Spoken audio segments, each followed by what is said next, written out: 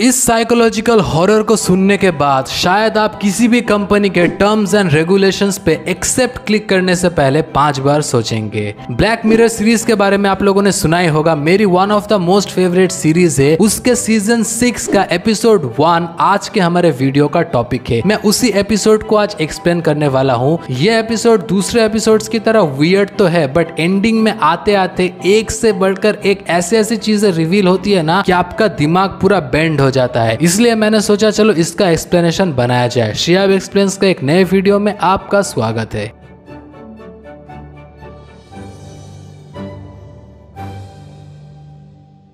तो एपिसोड के स्टार्टिंग में हमें जॉन नामक एक लड़की को दिखाया जाता है जो कि एक कंपनी में एग्जीक्यूटिव का काम करती है। वो अपने बॉयफ्रेंड के साथ एक घर में रहती है और वो सुबह उठ के ब्रेकफास्ट करके अपने ऑफिस के लिए निकल जाती है। वहाँ पे हमें एरिक को दिखाया जाता है जो कि गे होता है। वो इसका सेक्रेटरी टाइप का एक होता है। वो आके बोलता है कि एक लड़की को आज तुमको फायर करना है, वो आई है। अब ये लड़की आके सामने बैठती है तो जॉन बोलती है कि देखो ऊपर से ऑर्डर आया है कि तुमको जॉब से निकाल दिया जाएगा। वो लड़की बोलती है कि जॉन मैंने 2 दिन पहले ही नया घर खरीदा है, उसका EMI का क्या होगा? अगर तुम मुझे अभी जॉब से निकाल दो तो मैं उसका EMI कैसे पे करूंगी? जॉन बोलती है कि देखो ये मेरा डिसीजन नहीं है, मेरा काम है बस तुमको ये बोलना, डिसीजन ऊपर से आया है। वो बोलती है कि मैंने तुमको अपने हाउस वार्मिंग पार्टी में इन्वाइट भी किया था और तुम मुझे जॉब से निकाल रही हो। ऐसे ही गाली दे दे के वो वहां से निकल जाती है। जॉन ऊपर सिगरेट पी रही है और अचानक उसके हाथ से वो सिगरेट भी गिर जाता है और उस लड़की के सिर पे लग जाता है। वो लड़की ऊपर चिल्ला के बोलती है कि तुमने ये जानबूझ के किया ना। जॉन वहां से छुप जाती है। उसके बाद हमें दिखाया जाता है कि जॉन एक साइकियाट्रिस्ट से मिलने के लिए आती है, उससे कंसल्टेंसी करने के लिए आती है। वो बोलती है कि मेरी लाइफ बहुत अच्छी जा रही है, मेरा बॉयफ्रेंड जो है क्रिश वो एक अच्छा बंदा है, बट उसका कैरेक्टर और उसकी कुकिंग दोनों ही एकदम ब्लेंड है, दोनों में एकदम स्वाद नहीं है। इसके साथ लाइफ एकदम सिंपल गुजर रहा है, कोई किक ही नहीं है मेरे लाइफ में। जॉन ये भी बोलती है कि मेरा जो एक्स बॉयफ्रेंड था उसके साथ मेरी सेक्स लाइफ बहुत ही अच्छी थी,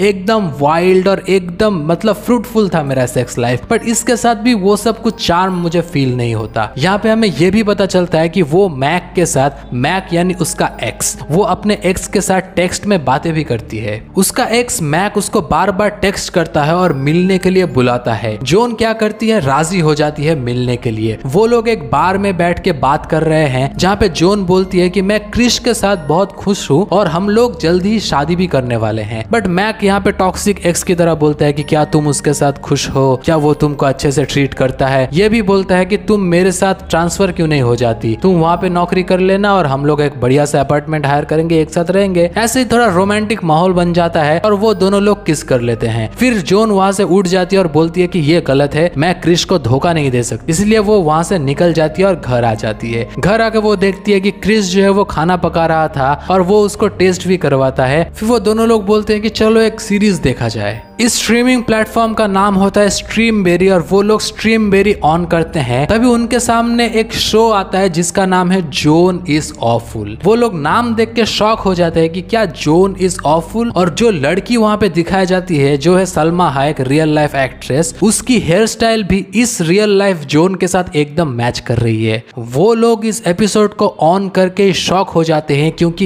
ये जॉन के लाइफ के ऊपर बेस्ड है और सुबह से जॉन के साथ जो कुछ भी हुआ वो सब कुछ यहाँ पे है। सुबह उठ के वो ब्रेकफास्ट कर रही है, फिर ऑफिस जा रही है, फिर उसने एक एम्प्लॉय को फायर कर दिया, ये सब कुछ उस एपिसोड में दिखाया जा रहा है। यही नहीं, वो अपने एक्स के साथ टेक्स्ट कर रही है, ये सब भी वहां पे दिखाया जा रहा है। जॉन जो है उसका दिमाग काम करना बंद कर दिया कि ये क्या हो रहा है, मैंने सुबह से जो कुछ भी किया वो मेरे सामने स्क्रीन पे ये लोग कैसे दिखा सकते हैं और कैसे मतलब हो रहा है। वो अपने बॉयफ्रेंड को बोल रही है कि बहुत हो चुका तुम्हारा प्रैंक, तुम बंद करो। वो बोल रहा है कि मैं कोई प्रैंक नहीं कर रहा, ये रियल लाइफ में ये चल रहा है, सामने चल रहा है। फिर ये लोग स्क्रीन में देख लेते हैं कि जॉन अपने एक्स बॉयफ्रेंड को किस कर रही है। ये देख के क्रिस जो है वो बहुत ही टूट सा जाता है बेचारा और उसको पता चल जाता है कि जॉन उसके ऊपर चीट कर रही है। तो वो ये सब कुछ छोड़ छाड़ के कार लेके वहां से निकल जाता है इसके साथ ब्रेकअप करके। यही नहीं, जोन इज ऑफुल ये सीरीज पूरा टाउन देखता है क्योंकि ये जोन के लाइफ के ऊपर ही बेस्ड है और रियल लाइफ इंसिडेंट जो जब चल रहा है वही 10 मिनट के अंदर वहां पे ब्रॉडकास्ट हो रहा है। अब ये क्यों और कैसे हो रहा है ये तो हमको सामने ही पता चलेगा। अगले दिन सुबह जब जोन काम के लिए निकलती है तो एक लड़का उसके विंडो में आके बोलता है कि शेम ऑन यू, तुम्हें अपने आप पे शर्म आनी चाहिए। फिर वो जब जॉब में जाती है तो उसको पता चलता है कि पूरा टाउन उसको अभी हेट करता है।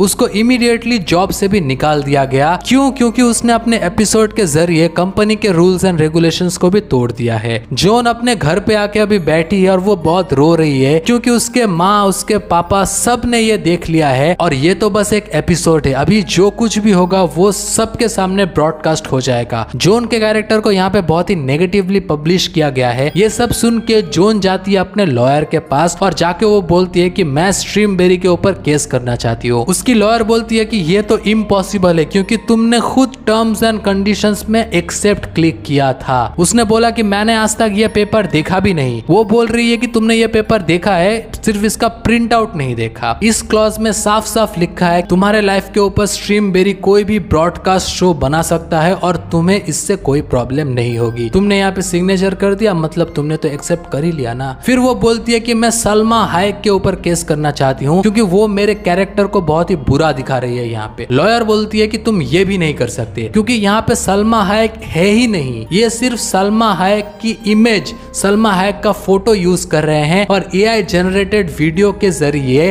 रियल लाइफ तुम्हारे जो इंसिडेंट हो रहे हैं वो एआई के जरिए सिर्फ 10 या 15 मिनट के अंदर वो लोग पूरे सर्वर में ब्रॉडकास्ट कर रहे हैं। ना एडिटिंग का खर्चा, ना कोई शूटिंग का खर्चा, कुछ भी नहीं। सब कुछ एआई की मदद से एकदम रियल लाइफ में हो रहा है। तुम किसी के ऊपर कोई भी केस नहीं कर सकती। जोन ये सब सुन के एकदम डेवास्टेटेड होके वहां से निकल जाती है। अब जोन को यह पता चल गया है कि वो कुछ भी कर ले बच नहीं सकती। वो जो भी करेगी वो सब कुछ सबके सामने ब्रॉडकास्ट हो जाएगा। तो जोन सोचती है कि अगर मैं खुद नहीं बच सकती तो मैं सलमा हायक को भी बचने नहीं दूंगी।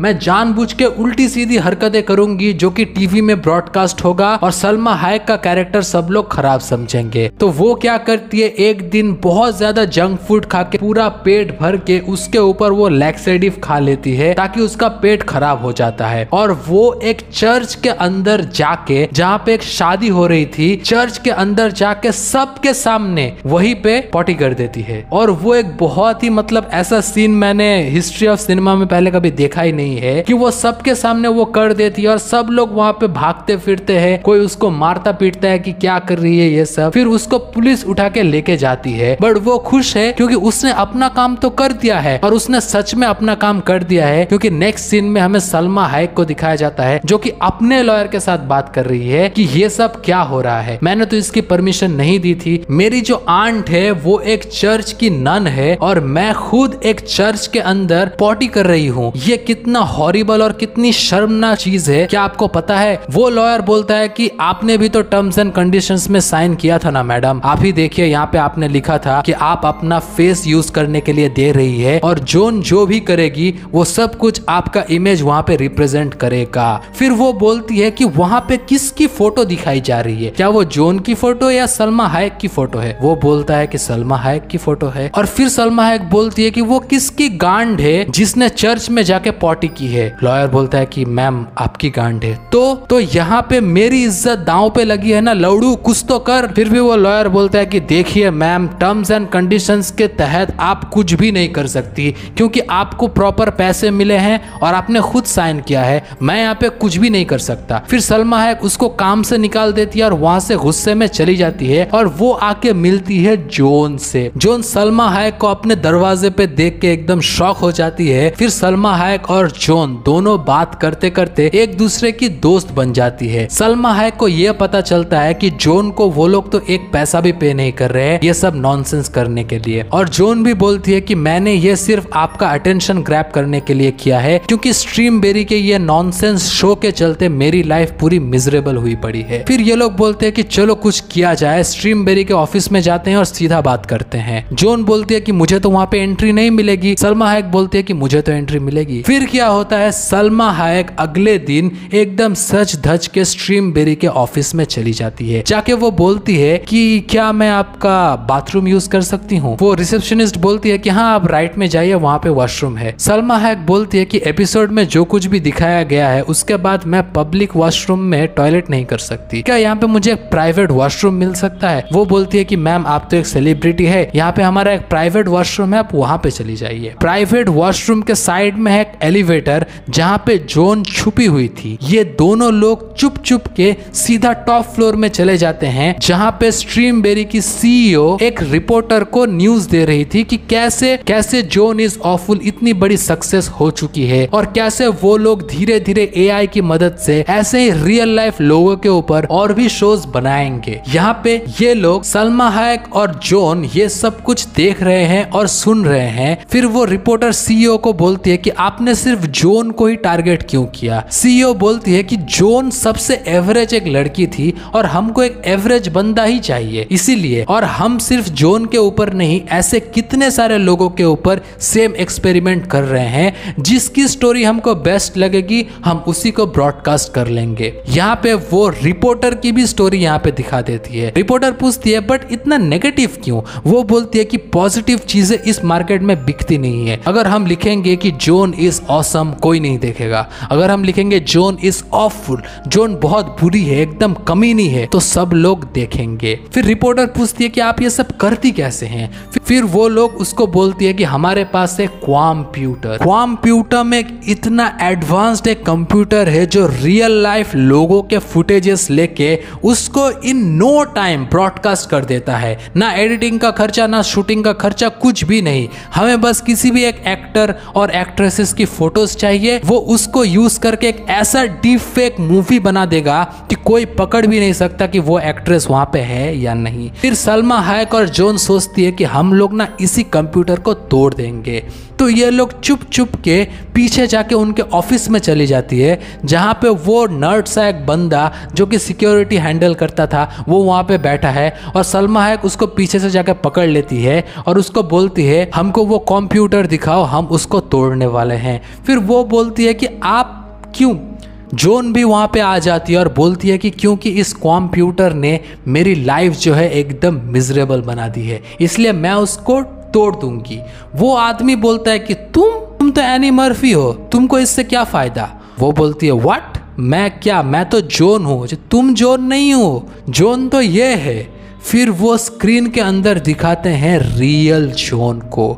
मतलब ये सब कुछ जो हो रहा है ये भी एक स्ट्रीमबेरी के एक स्ट्रीमिंग के अंदर ही हो रहा है और वो जॉन रियल लाइफ जॉन नहीं है बल्कि एनी मर्फी है जो कि जॉन का रोल प्ले कर रही है। असली जॉन तो एक दूसरी औरत है जो कि बस एक कैफे में काम करती है और उसके लाइफ के ऊपर ये शो बनाया गया जहाँ पे जॉन का रोल प्ले कर रही है एनी मर्फी और एनी मर्फी एक शो देख रही है जहाँ पे जॉन का रोल प्ले कर रही है सलमा हायक और सलमा हायक भी एक ऐसा शो देख रही है जहां पे जॉन का रोल एक और एक्ट्रेस कर रही है। ये एक इन्फिनिट लूप है जहां पे एक शो के अंदर दूसरा शो, दूसरे के अंदर तीसरा शो हो रहा है। जॉन को यह पता चल गया है कि वो रियल नहीं है, वो बस जॉन की एक कैरेक्टर है जिसको एनी मर्फी का इमेज प्ले कर रहा है और ये पूरा सिस्टम बस एक डीप फेक है और कुछ नहीं। यहाँ पे सीईओ भी आ जाती है और आके वो बोलती है कि अगर तुमने इस कंप्यूटर को तोड़ दिया तो तुम्हारी पूरी लाइफ खत्म हो जाएगी, मैं तुम ये पूरी वर्ल्ड खत्म हो जाएगी। वो बोलती है कि ये लाइफ तो कुछ है ही नहीं, मैं वही कर रही हूँ जो जॉन ने किया था और अगर मैं एग्जिस्ट नहीं करती तो मेरी एग्जिस्टेंस कोई भला कैसे मिटा सकता है। यही बोल के कुल्हाड़ी मार के वो इस कंप्यूटर को हमेशा के लिए तोड़ देती है और ये पूरा सिमुलेशन खत्म हो जाता है। अब आपके दिमाग में भी यही क्वेश्चन आ रहा है कि ये सब करते कैसे हैं। ये जानने के लिए आपको एकदम लास्ट सीन देखना पड़ेगा जब हम लोग देखते हैं कि रियल लाइफ जॉन के साथ एनी मर्फी आई है मीट करने के लिए। एनी मर्फी उससे कॉफी मांगती है और फिर वो दोनों बात कर रहे हैं और फिर वो दोनों देखते हैं कि उनके पैरों में एक डिवाइस फिट किया गया है। वो सिर्फ उनके पैरों में नहीं सारे लोगों के पैरों में फिट किया गया है ताकि इन सब के रियल लाइफ फुटेजेस को यूज करके एक ऐसा डीप फेक वीडियो बनाया जाए जो कि किसी मूवी से कम नहीं। इसी के साथ ये एपिसोड ये भी दर्शाता है कि कैसे इन फ्यूचर टेक्नोलॉजी हमारी पूरी लाइफ को बर्बाद करके रख देगी, और इसी के साथ ये एपिसोड खत्म भी हो जाता है। अगर इसका एपिसोड 2 भी चाहिए तो कमेंट्स में एपिसोड 2 लिखना मत भूलना। चलिए मिलते हैं नेक्स्ट वीडियो में।